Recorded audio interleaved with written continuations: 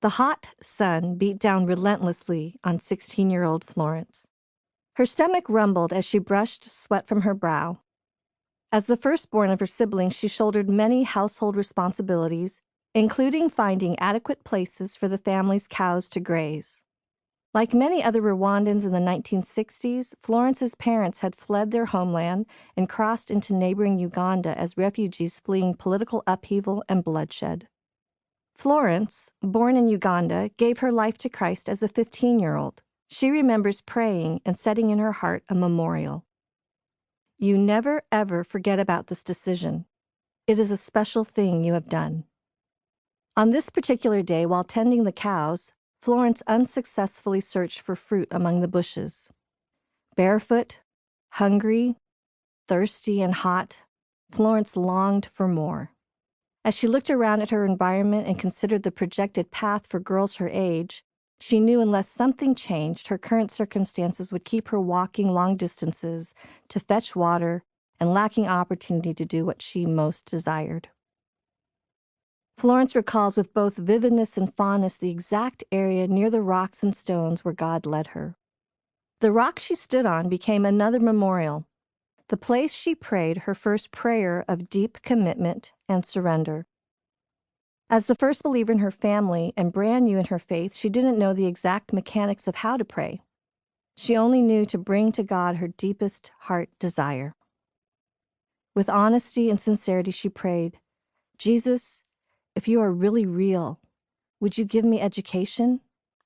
Added to this heartfelt prayer, she promised, if you give me education, I will commit to serve you forever and tell everyone how great you are.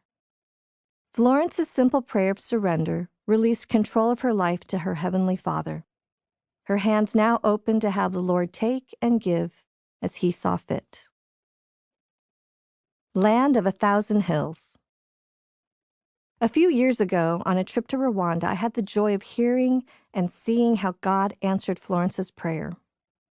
Rwanda, a vibrant land filled with vibrant people who are resilient and remarkable.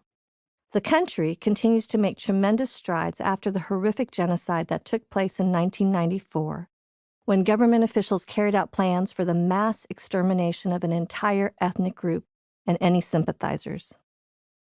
Between April and July, more than 800,000 men, women, and children died from the mass slaughter over the course of 90 days.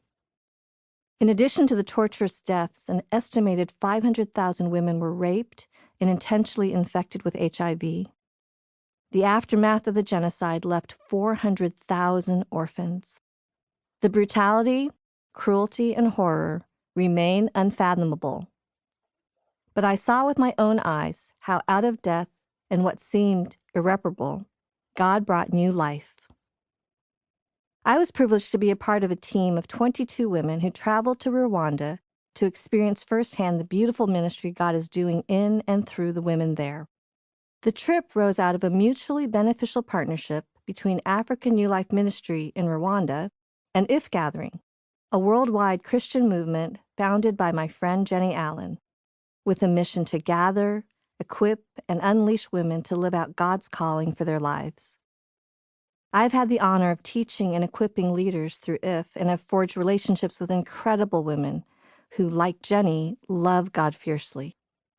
For that trip in the summer of 2017, God put together a team composed of women from different parts of the country, with different stories, bringing different gifts, living in different stages of life, and experiencing different life circumstances.